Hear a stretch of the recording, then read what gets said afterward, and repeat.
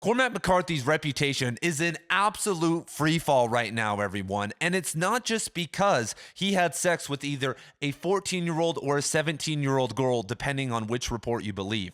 And yesterday, I broke the news that he most likely had sex with a 14-year-old Augusta Britt, and that they lied in the article. And most readers of McCarthy are going to continue to read Cormac McCarthy. And as time moves on and the modern publishing world shoves a bunch of crap down our throats, McCarthy's legacy as an author will continue to grow in terms of his literary merit. And the Cormac McCarthy estate has made one of the biggest errors I've seen with a artist's reputation in my lifetime by giving Augusta Britt and Vincenzo Barney total control over the narrative about what happened between them, because the McCarthy estate's official biographer, Lawrence Gonzalez, will not release his book for another year or two.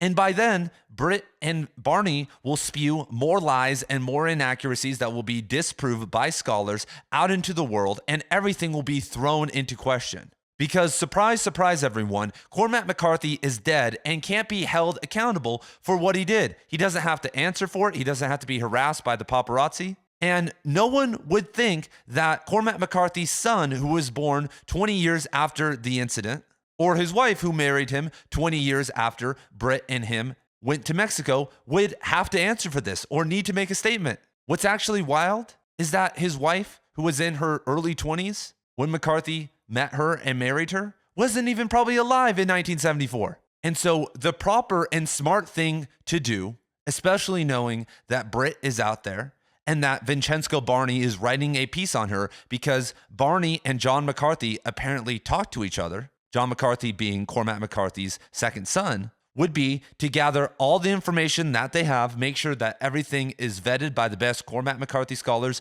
in the world, like Diane C. Lucy and others, and release their own version of the article that is perfect, is supported by letters and documents, and would set the stage of what actually happened. And that would and it would be a win-win, because if they got their biographer, Lawrence Gonzalez, to write the piece, they could approve it and then drive people to eventual book sales for something that they will also be profiting off of. Because every single day, there are more Cormac McCarthy scholars and content creators like me that are finding more and more inaccuracies in the initial story.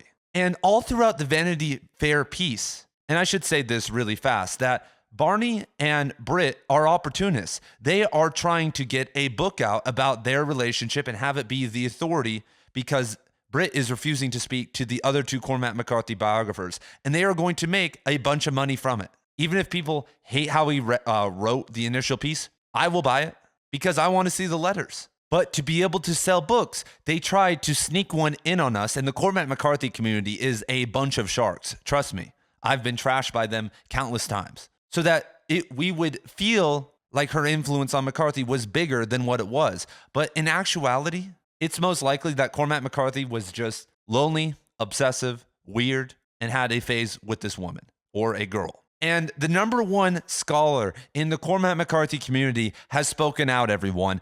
A Miss Diane C. Lucy, who I have the utmost respect for. She has done more work on McCarthy's biography and work, I think, than anyone else. She's been working on his stuff for, I think, over 40 years now. She knew about him before he got famous. And Lucy says that I am deeply skeptical of most of these assertions about how she shows up in his work. In particular, she talks about how Britt claims that Cormac McCarthy and Suttree base the underage female Wanda off of her. But Lucy has spent thousands, if not tens of thousands of hours in the Cormac McCarthy archive, reading all of McCarthy's early drafts. And I have also, and plenty of others have too, except Vincenzo Barney, except Augusta Britt.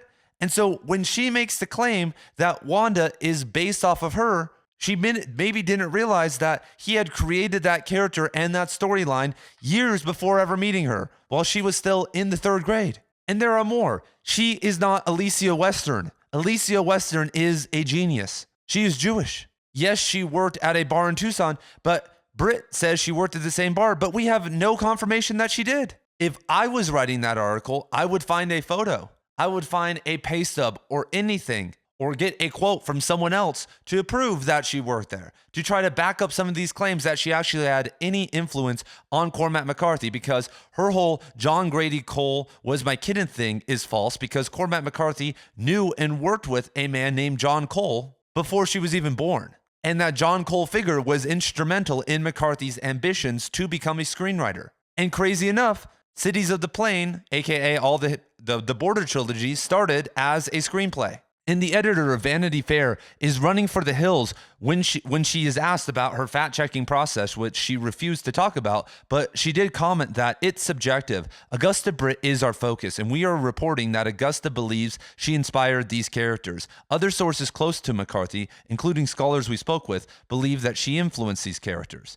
And in many instances, McCarthy's letters, which we've read, corroborate that she inspired many of the characters. What scholars? None of the scholars. All the scholars on Cormac McCarthy that have any form of reputation have refuted that she really had any influence. And so the Cormac McCarthy estate knew about these letters, and apparently they have made an unofficial statement through someone confirmed by the New York Times who is close to the estate that they did not grant permission for these letters to be used because they are technically Cormac McCarthy's intellectual property. And yesterday, the author of the piece, Vincenzo Barney, did an interview with Insider that was an absolute disaster, in my opinion. And Barney says that Augusta and I got each other immediately and laughed each night on the phone. Augusta is one of the funniest humans I've ever met. She was especially amused by the projections of some self-proclaimed Cormac McCarthy scholars. I'm not one of those, by the way. I am simply a writer who believes that sometimes the most worshipful scholars and critics understand their subjects the least.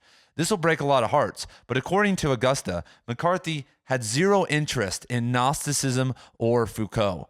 And so this is a direct war by Britt and Barney to pin themselves as the authority on Cormac McCarthy, because John McCarthy and others will refuse to speak out about their his dad and his interests. And so this quote automatically rang to me as a bunch of BS, because I have been to the Cormac McCarthy archive, everybody. I have looked at McCarthy's detailed handwritten notes about Michel Foucault.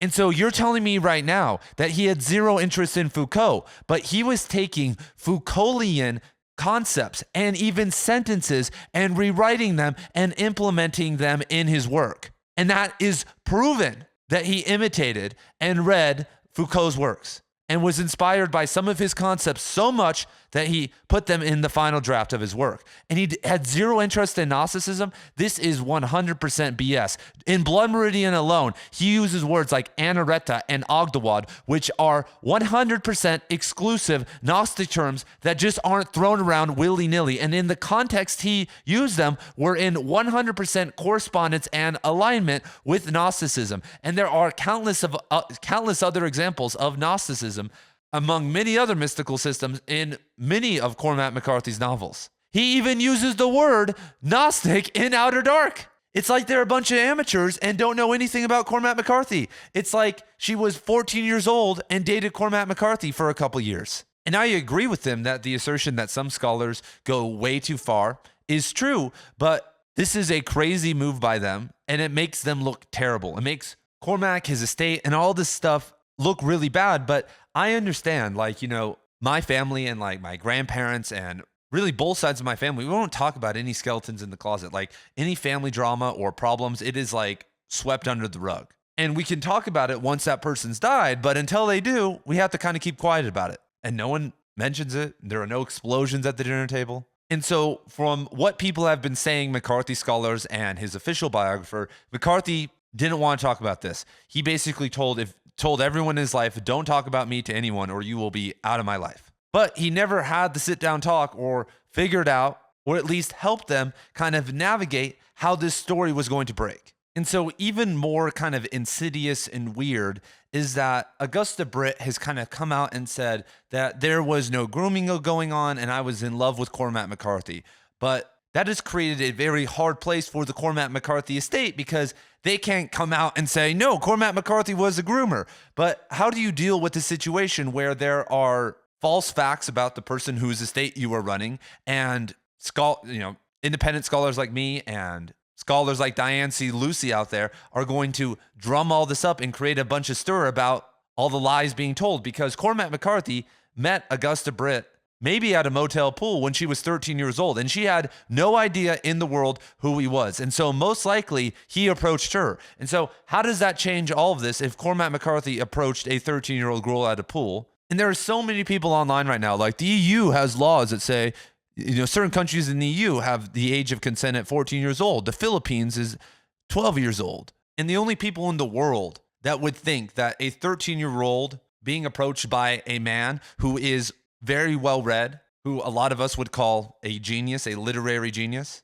anyone who would approve of that or kind of make light of that is either an idiot, an incel who's never hung around 13 and 14-year-old girls before and know how dumb they are, because there are some 13 and 14-year-old girls who act like adults or try to act like adults, but when they are placed under any stress or you just spend any length of time with them, they revert to their childlike nature. Because when you look in the past at men marrying younger girls, the world used to be much less complex and very less complex for women whose only job was to take care of the house and make babies. You didn't need to be a rocket scientist to do that. You had no world to go out and navigate except governing your own home.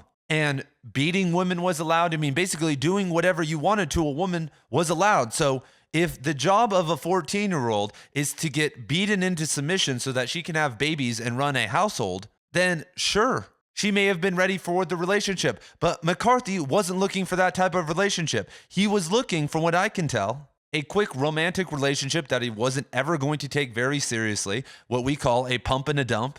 And then he got out of there and kept moving on to younger pastures. And so, as always, honesty is the best possible policy, especially when you are dealing with a dead person.